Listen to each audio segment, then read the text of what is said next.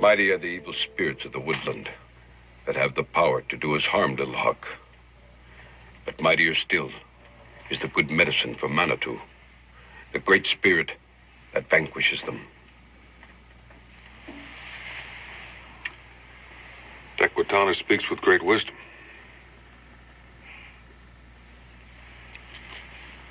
For many moons, there's been war between us, Tequitana.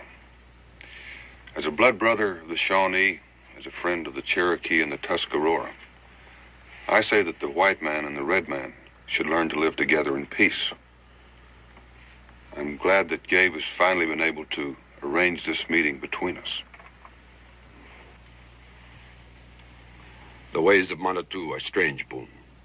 Strange even to the cunning of Tuscarora. It is not given to us alone to understand these. What remains mysterious to us may be knowledge to the white man. That is why I call you here today. The white medicine man. He is still in Boonesboro. The white teacher, Pickering. It is Tequitana's wish to place his son in the white man's school. To bring friendship and understanding between white man and Tuscarora. Lil Huck should be armed with both Tuscarora wisdom and white man knowledge. Your face darkens, Big Turtle. It is not your wish to bring understanding between our people? As Tequitana bears witness, that has always been my wish. But my heart remains troubled. The white men of the settlement have often shown anger toward the Tuscarora, and the Tuscarora toward the whites. Even the small ones of school age, both red and white, are not without anger. I wouldn't want anything to happen to Little Hawk, for that would destroy all chances of peace between us. Little Hawk could stay with you, Boone. We'd be honored to have him. Then it is decided. Little Hawk will go with you now to attend school to the white man. Farewell, my son. Stand proud. Listen wisely. I know you will not disgrace us in the school of the white man.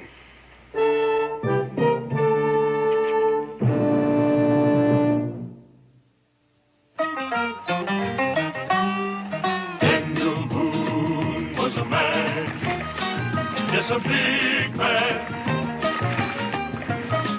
with an eye like an eagle and as tall as a mountain was he. Daniel Boone was a man, yes, a big man. He was brave, he was fearless, and as tough as a mighty oak tree. From the coonskin cap on the top of old Dan to the heel of his rawhide shoe, the rippin'est, roaring'est, fighting'est man the frontier ever knew. Daniel Boone was a man, yes, a big man, and he fought for America to make all Americans free. Daniel Boone.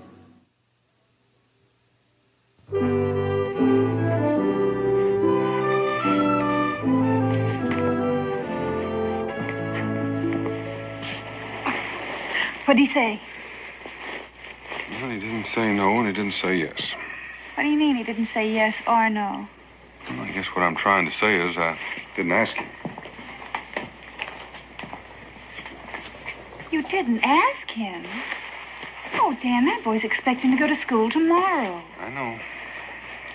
Daniel Boone, you march right back to that schoolhouse and tell Amos Pickering he has another pupil. Mr. Pickering. Oh, it isn't the man himself, Becky. It's just that stream of words that he can hurl at you. The first thing you know, you're sinking down in the bog of ancient history and Greek. Well, Greeks or no Greeks, he's going to teach Little Hawk just like the rest of them. Well, I promised Gabe and Tequitana that he'd get schooling. The only thing I didn't do was ask Mr. Pickering. He's getting paid, isn't he? Yeah, manner of speaking. But don't forget, he became our schoolmaster on the condition that he run the school with no interference from any of us. Nobody's telling him how to run the school. Just telling him who to teach.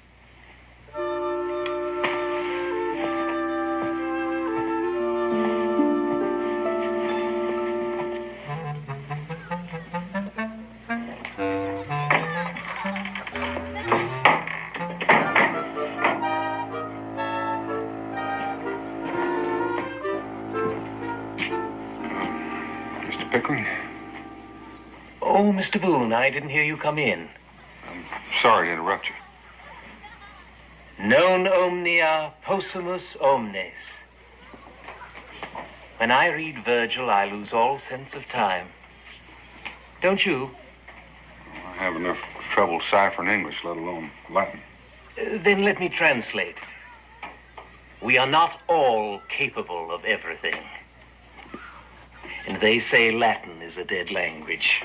Mr. Pickering, there's something else that's not exactly dead around here. Yes, Mr. Boone? I'm talking about Indians. Ah, the noble savage. Well, the truth of the matter is they're no more noble than we are, or more savage. They're just people. Come to the point, Mr. Boone. What I'm trying to say is that I promised an Indian chief we'd give a son of his some schooling. You promised? I'm afraid I did. Splendid. It'll be a great challenge to mold a gentleman out of a little savage. I presume I shall be paid for my services? Oh, yes, yes, indeed. Some people consider their coinage better than ours. Capital, Boone. Capital.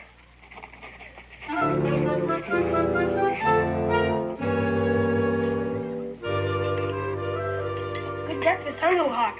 Yes, very good. Think you like Whiteman's food?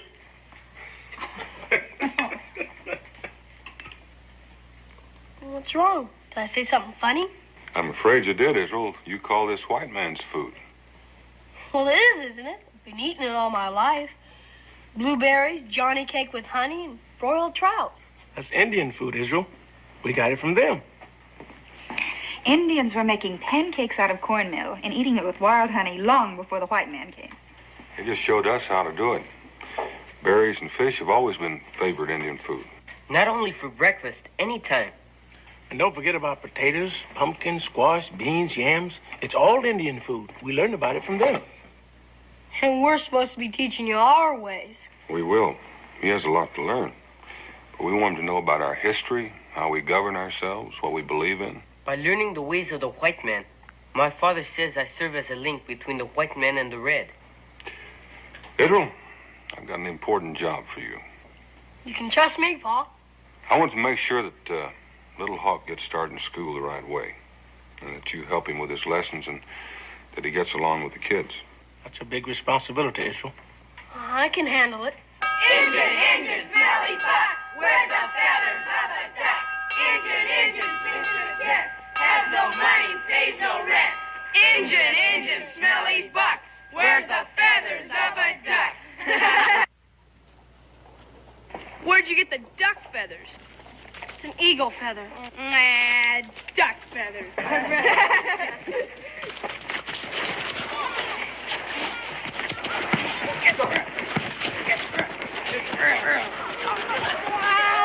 Stop it! Stop it this instant! Get up. Get up, all of you. Stop this. You know I never permit violence in my school.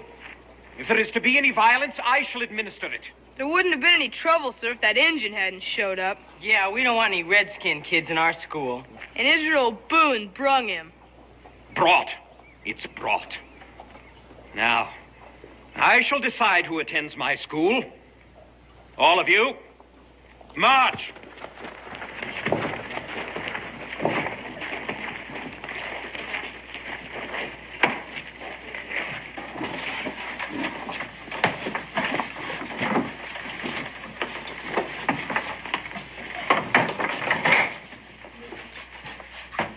I've had enough trouble for one day. I will tolerate no more. Now, before we begin today's lesson, I want to make very clear my position with regard to our new pupil. Now then, as a settlement, we have had our problems with the Tuscarora. And I dare say they have had their problems with us. But hopefully, we are in a new era of good feelings. And I hereby charge all of you to treat our new pupil with the same consideration that you would extend to any new boy. I hope it will not be necessary for me to mention this subject again.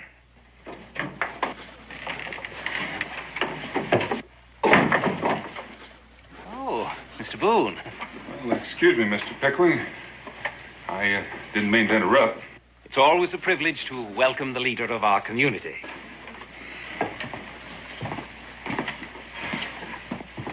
Well, thank you. I just thought I'd stick my head in and see how things were going. Splendidly, Mr. Boone. Splendidly. Did you think otherwise? No, sir. Little Hawk's father is aware that the schoolmaster must be paid monthly for giving education in wampum or white man's goods. That's correct. Payment in advance. 1 pair of moccasins. To comfort your feet. 1 dried fish. Good to eat. Last many weeks. 1 bear claw necklace. A necklace of bear claws? To wear on festivals and holidays. But bear claws? Well, as you say yourself, Mr. Pickering, each pupil according to his ability to pay. Yes. It's Little Hawk's most cherished possession. He killed the bear himself. It must have been a very large bear. In his tribe, it's a part of the test of manhood. How'd you kill him? With a spear. Well, that took great courage. You had to get quite close. All right, class. Resume your seats.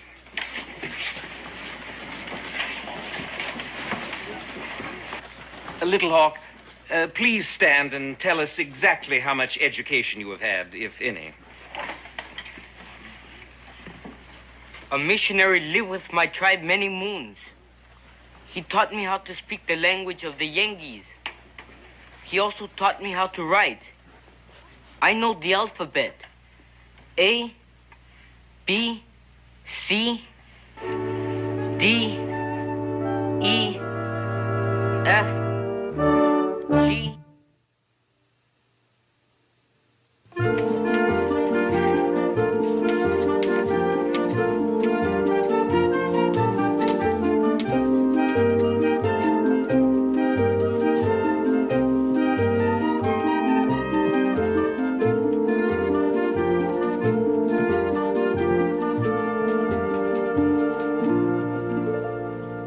Wonder how the boys are doing in school, Boone. Oh, I reckon they've had time to settle down. Pedro never was much of a scholar, but he's taken to it without too much respect. At least he's never made a ruckus. As for Little Hawk, I reckon he's had time to get used to the routine, settle down.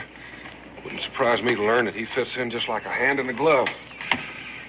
All in all, I'd say things couldn't be much better. Now then, the lower grades will write 3 verses from Mother Goose, from memory. Watch your penmanship. The middle grades will work out these problems in arithmetic at your desks. And the upper grades will write a brief description of the conquest of the Persian Empire by Alexander the Great. Yes, Little Hawk? Something you don't understand? No, I understand what is to be done. I am puzzled about something else. In regard to what? Alexander the Great. And why is that subject your concern? Because I've sat here for many days, listening to you speak of him and of other great heroes of the white man. I've been here for almost 1 week. I've heard the teachings of the white man, his laws, his customs, his ancient kings, his heroes. The past is the key to the future. The Indians also have laws, customs, heroes, battles, traditions, and tales of ancient days. Go on. Why do you not teach of the great Indian hero, Hiawatha, a Mohawk who united the 5 Iroquois tribes? Are you quite serious? If the red man is to learn the white man's ways, surely the white man should learn the ways of the red man. This is preposterous. My father is a wise man. He has said, understanding is a path that travels 2 ways. Yes, Joe, what is it? It sounds like a good idea, Mr. Pickering. It'd be a lot more interesting learning about Indians than about those old Romans and freaks you told us about. Greeks, not freaks. And studying the classics simply cannot be compared with learning the habits and superstitions of primitive savages. But The Indians have taught us an awful lot about... Enough! Let there be an immediate end to this discussion.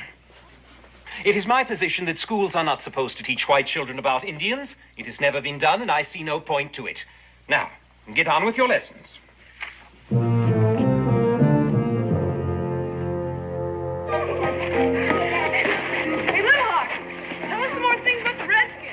Yeah, tell us what you want old Pickering to teach us about. There's too much to know. It would take many moons. I cannot tell everything in one afternoon. Just give him an idea. Tell him some of the tests you had to take for that manhood. Yeah. Most of it is secret. I would first have to get permission from the tribal elders. But I can tell you this. They tested my endurance, my courage, and my ability to withstand pain without crying out. Gee, when my old man wallops me, I yell. How come Indians always have such funny names? Like Little Hawk and Yellow Lance, Standing Bear, White Cloud? When an Indian child is born, the father walks out of the teepee full of happiness. And whatever he sees first, or the first thing that enters his mind, is what he names the child.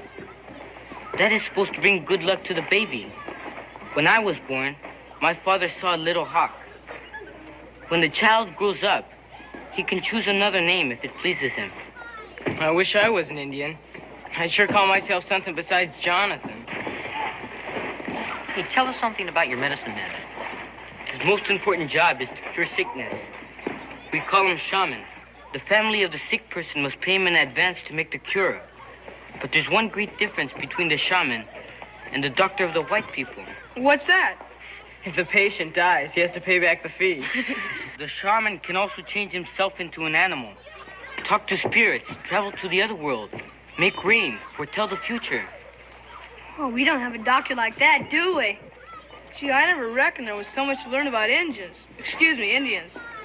I'd sure like to learn about that stuff a lot more than about old Julius Caesar and King George III. We all agree about it. Thing is, how do we convince Pickering to teach it in school?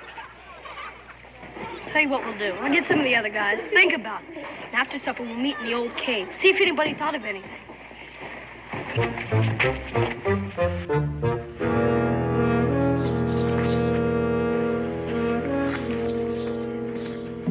Looks like everybody's here. Anybody got any ideas? Suppose we all stay out of school for a few days. That'd make old Pickering give in. Nah, that's no good. Then our folks will paddle us for not going. Yeah, and they give us extra chores if we're not in school. Yeah, that's right. Hey, look. We want old Pickering to start teaching us about Indians, right? Sure, we've already decided that. And we're sore because he won't do it, right? Joe Higby, will you stop telling us stuff we already know? What you don't know is we got us what they call a grievance. What's a grievance? It's something that ain't fair. Grievances are what the Patriots had at the First Continental Congress. We learned about it in school. Hey, that's right. Yeah, it kind of stuck in my mind at the time because I had a grievance that we had to learn about all them grievances. Well, anyway, remember what the delegates did at the Congress? Well, sure. They picked a committee, and then the committee made a list of all the colonial grievances. And they presented it all to the king in form of a petition. That's what I'm talking about. What are you talking about? Petition to Pickering. Hey, that's good. Well, if the Patriots who started this country can do it, so can we. Pickering will have to give in. He's the one who told us about it.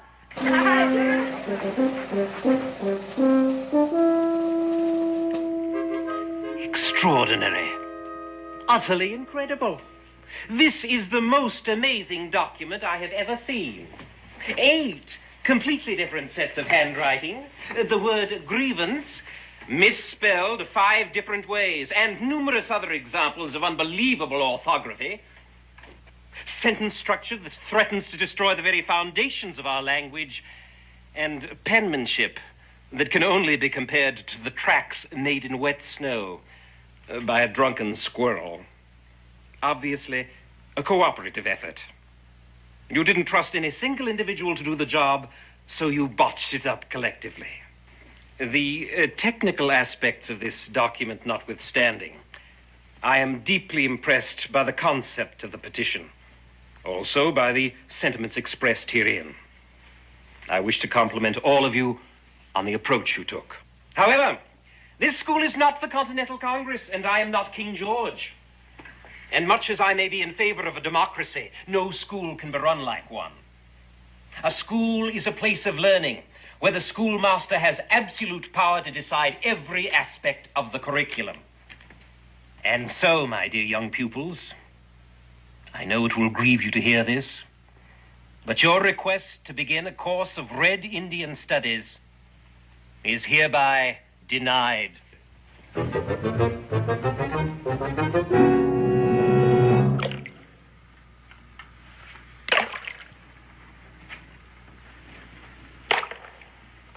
Seems like the only thing old Pickering knows about partitions is how to spell it. What do we do now? I don't know. Tuscarora have wise saying. Chikwasea tush pachinio. What does that mean? Silence is the ambush of the weak. You mean...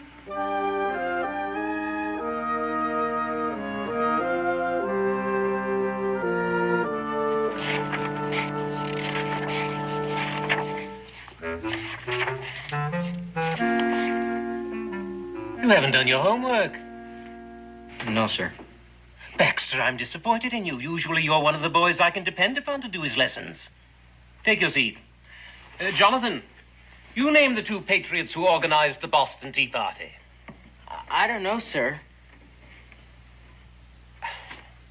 All right, class.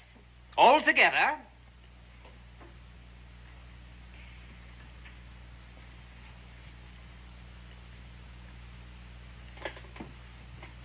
This is most unusual. Doesn't anybody know anything?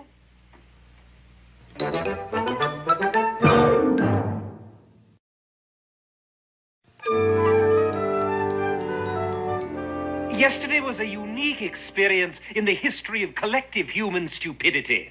Never have I seen a class so utterly devoid of knowledge. I hope today there will be a vast improvement. Israel, open your reader and turn to the biblical story of David and Goliath and read the first paragraph aloud. David was a young sheeper. Shepherd. The word is shepherd. Shepherd boy who tended his flock while King Saul... Saul. King Saul. Oh, yeah, King Saul was at war with the Philistines. Philistines. Joe, will you come to the blackboard and work out the problem, showing every step? I won't be able to do it, sir. Why not? I can't hold the chalk. And why, pray tell, can't you hold the chalk? I hurt my hand. I'm in awful pain. Little Hawk, you've shown great proficiency in arithmetical computation. Will you come to the blackboard and solve the problem for the class? I cannot hold the chalk either, sir. What happened to you? I was wrestling with Joe. I too hurt my hand. Extraordinary. Perhaps you'll all feel better after lunch. Class dismissed.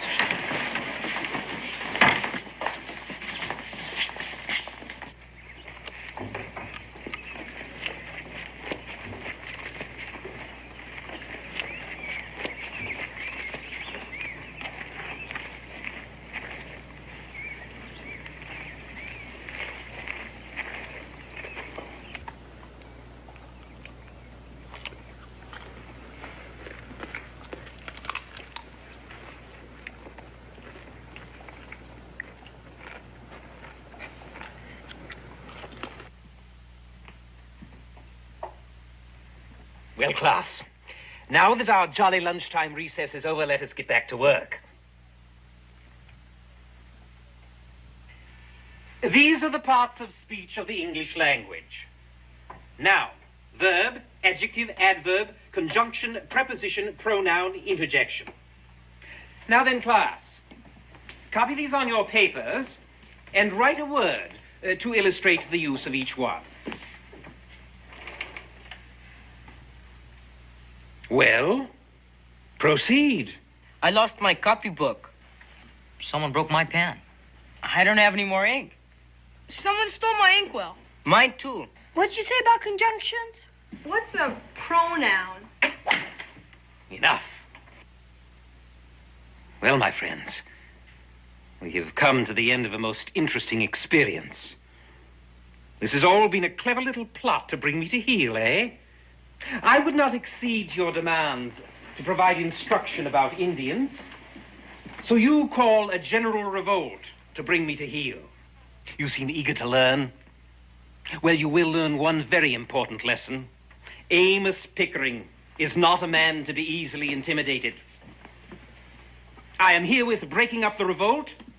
I know who the ringleaders are, and they will be dealt with. Israel Boone, you will proceed to the woodpile and chop wood for the classroom stove. A 3-month supply will do for the start. Little Hawk, my wily redskin antagonist, you will secure whitewash, a bucket and a brush, and proceed to paint the schoolhouse and the fence. Joseph Higby, Jonathan Latimer, and Baxter Warren, you 3 co-conspirators will write 1,000 times the sentence, "I will not scheme against my teacher again." Well now, get on with it.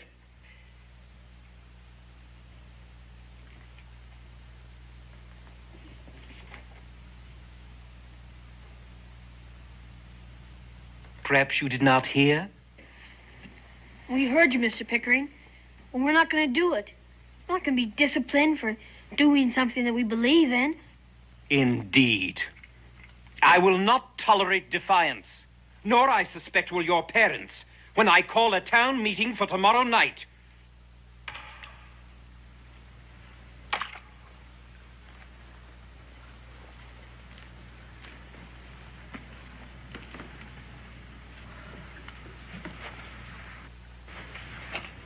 White brothers, it gladdens my heart to see how much you try to help. Do not blame yourselves for having failed. Now it is my turn. Got an idea? I will go into the forest and pray and fast all night. I will ask Manitou, the Great Spirit, for guidance. He will tell me what we must do. Think it'll work? That is what the tribal chiefs do when they seek wisdom. Well, I'd like to go with you, do all that stuff. 2 of us working will happen faster. You do not realize what you ask. It is hard for one who is not accustomed to it. It is better that I go alone. Maybe I never took any of them manhood tests or anything. But I reckon I can do anything you can. As you wish. It's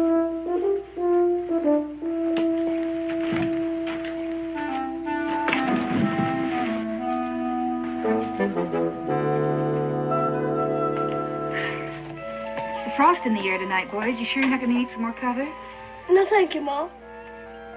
You know, I can still heat your supper up. You didn't have a thing to eat. No, we're not hungry. Well, that's no way for growing boys getting the bigger.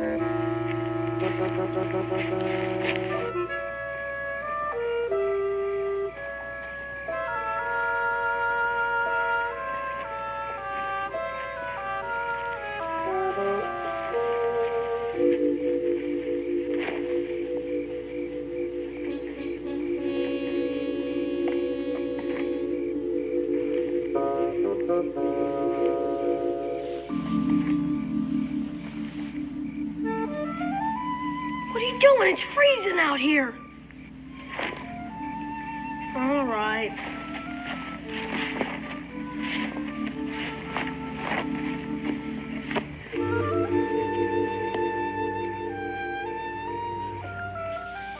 We have to put on war paint? All Indian paint is not war paint. We paint our bodies and our faces for different reasons. and in different ways. This is ceremonial paint.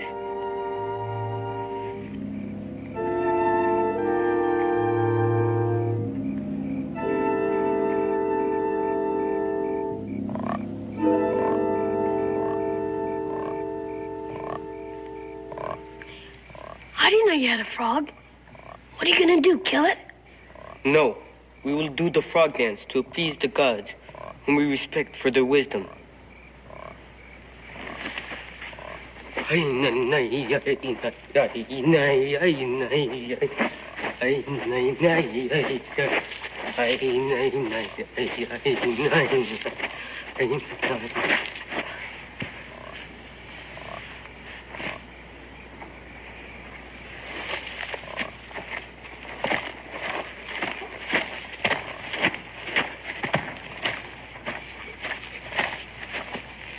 Can I keep dancing? Keeps me warm.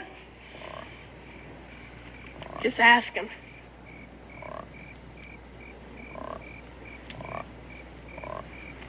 O great spirit, which lives in everything, the sky, the earth, the trees, the grass, the animals and birds, hear us, we pray to you.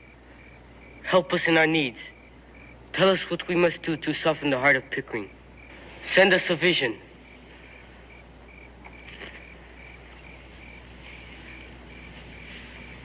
Oh, great spirit, I'm not an Indian, so I don't know if you're supposed to listen to me. But I'd sure be mighty pleased if you came through with everything Little Hawk just got through asking.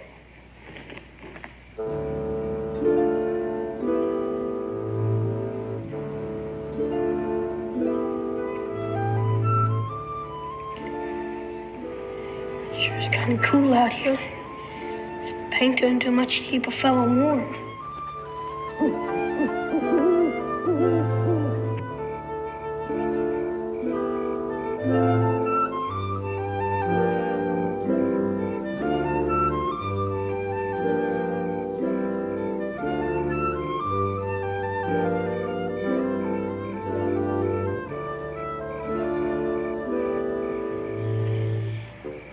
Sitting out in the night air sure gets a fella's appetite up.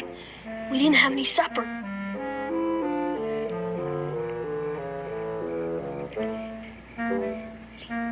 You know what I do when I'm hungry at home in the middle of the night? I get up and I have a snack. You must continue to pray. I'm praying. Praying I had some food. It is important to refrain from eating. Only by fasting and praying will the Great Spirit help us.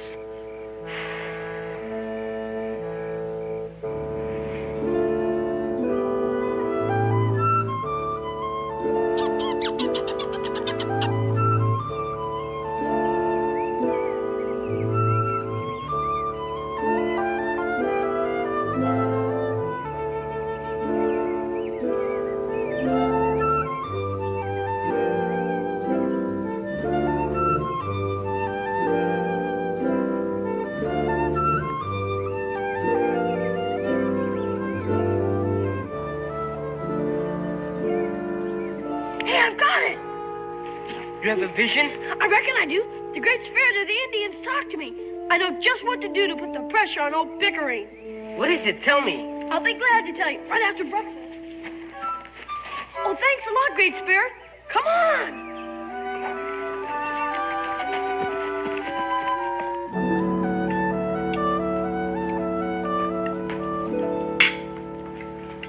Oh, that's the way I like to see boys eat. Guess a good night's sleep must have perked up your appetites.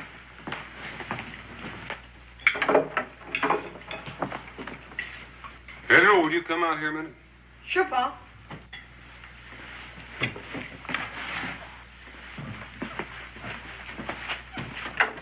I figured it's time for you and me to have a little talk. What about? Well, it seems Mr. Pickering is mighty upset with you. He's called a special parents' meeting tonight. You mind telling me what it's all about?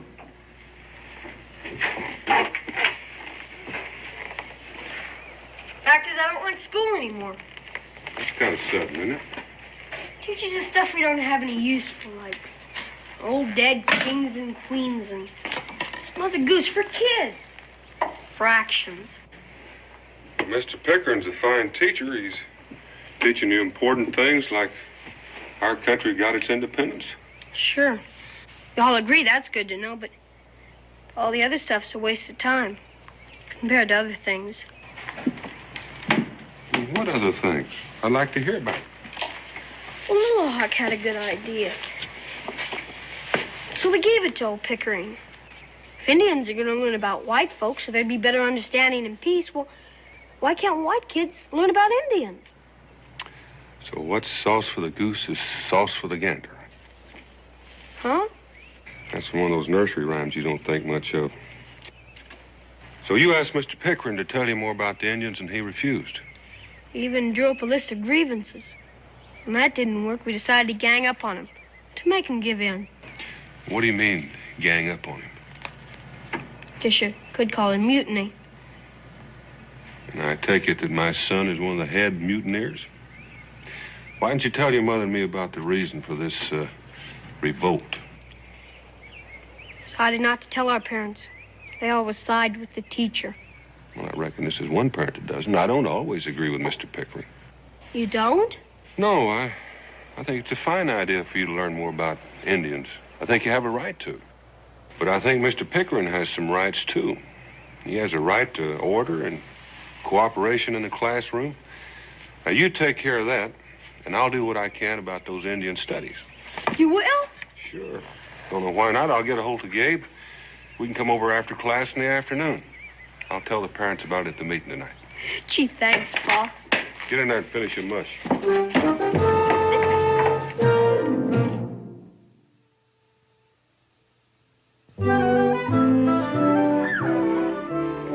What, you stay up all night and fast and pray? Sure we did. Did you get a vision from the Great Spirit? He did. I thought of a great plan. We won't need it now. Why not? Because we're going to get all we want. I talked my Pa into it. How do we know we can trust him? You saying you can't trust my Pa? I'm saying you can't trust any grown-ups. Not when they're all together. Well, I guess we're just going to have to attend that town meeting tonight. And I confess that I am completely powerless to cope with such insurrection. Since the situation is so critical, I put it to you. You parents are the only ones who can deal effectively with your own children and crush this odious threat to the very existence of our school. I say without trouble making young'uns need is a good tannin. I think it's the only way to learn them respect. That's what We've heard from Mr. Pickering, and no doubt he's been sorely put on, and we've also heard from Mr. Higbee, and I can see that most of you favor his notion. Maybe our kids have gone about this all wrong, but their hearts were in the right place, and they want what we all want, peace with the Indians. And they think maybe that'll be easier to come by if they know more about them. Now, I think I have a way that we might be able to avoid Mr. Higbee's idea of a workout in the woodshed and still satisfy our schoolmaster and the young'uns. Now, why don't Gabe and I teach a class in Indian studies after school? That way, the young'uns would be getting what they want. Mr. Pickering would be getting what he wants, control, and everybody else could be happy. I don't know about you folks, but I can't spare my boy for extra class time. I'm a widow, and he's got to help with the chores. I can't spare mine neither. What good is it to know about Indians? It ain't important. That's right, it ain't the most important things that we study in school. Our kids think it is. Well, maybe we ought to listen to them for a change. Now, all they need to know is reading, writing, and arithmetic. Now, that's what school is for. Well, that's right, and that's what we should do. Let's put it to a vote. Ladies and gentlemen, there will be no vote. Mr. Boone, your son is the ringleader of a group of rebels. He has incited them to unruly behavior, disruption of orderly routine, and open defiance of my authority. And you, sir, have the temerity to propose teaching my pupils a subject I have decided was non-essential.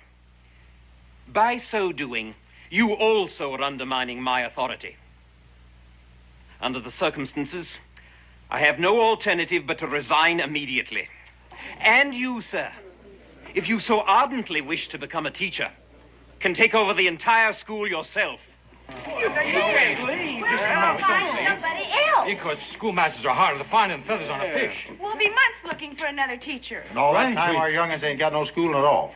Guess there's nothing to do except go ahead with plan. Well, you know, when the parents of Boonesboro get all riled up, they certainly can turn the air blue, and you've blistered me pretty good. I feel that the kids would have benefited from Indian studies, but maybe you're right, and certainly regular school studies come first, and I wouldn't want to lose Mr. Pickering. So, I'll just withdraw my suggestion. Yeah. A wise decision, Mr. Boone. We all thank you. Now then, let's get on to other problems. We will have more pupils in school next year. We need to expand the schoolhouse, buy additional supplies. So if we set up a community fund and all the families that have a child in school contributes to it, we'll have enough easily to get our supplies.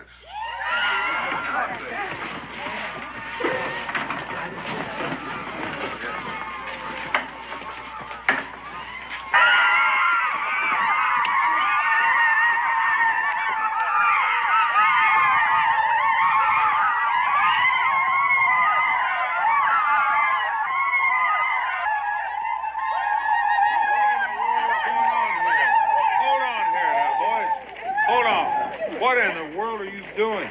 We dressed up like Indians and made a raid, just like the grown-ups did. Grown-ups? What do you mean, grown-ups? The patriots in Boston. Mr. Pickering told us about them. They were protesting against injustice. Yeah, Samuel Adams and Paul Revere and all of his friends. They pretended to be Indians, and they raided all the British ships in the harbor, threw all the tea in the ocean. They call that the Boston Tea Party. This is the Boonesboro Book Party. Yeah! The Boonesboro Book Party. Just like the tea. Our school books are an injustice to us. So we did what Samuel Adams did with the tea. We threw it in the ocean. I mean, well.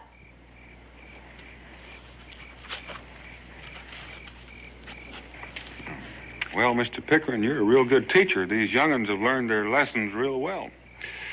But that was a rather drastic way to show your feelings, wasn't it? Just did what we reckoned was right, Pa. We had courage of our conviction, which you say people should always have. Just following your advice. Perhaps my pupils consider me a harsh man, but I am also a fair one.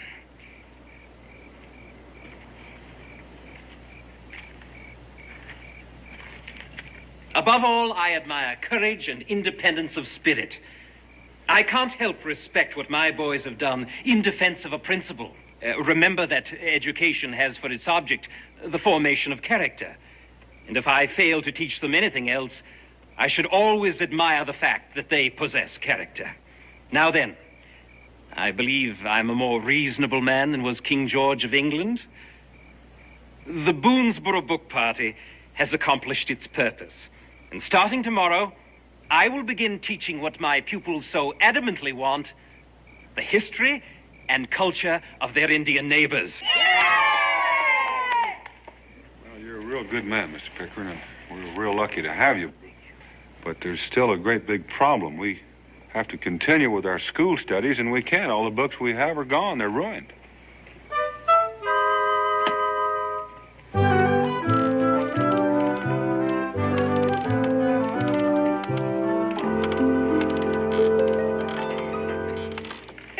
Pa. We made sure they'd be all right. So before we put them in the bag, we wrapped them in waterproof oilskin.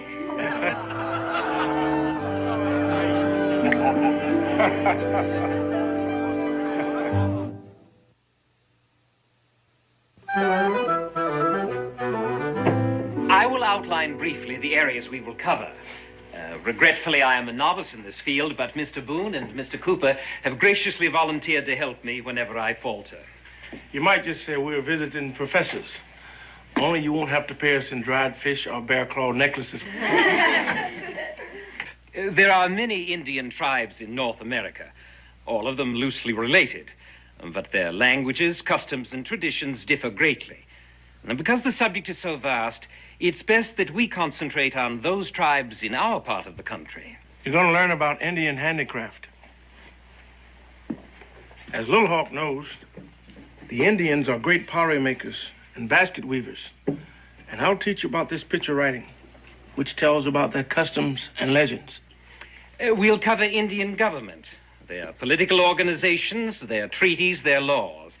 It may come as a surprise to many white people, but the 5 nations of the Iroquois Confederacy, the Mohawk, Oneida, Onondaga, Cayuga, and Seneca, are very advanced politically. They have elected representatives, and they meet in a council house somewhat like our Congress. I reckon I'm going to help Mr. Pickering tell you about Indian heroes. Pontiac, the chief of the Ottawas. Hiawatha, a Mohawk who united the 5 Iroquois tribes. Logan, the fighting chief of the Cayugas. Logan's Indian name was Hayutaha. Tahayuta.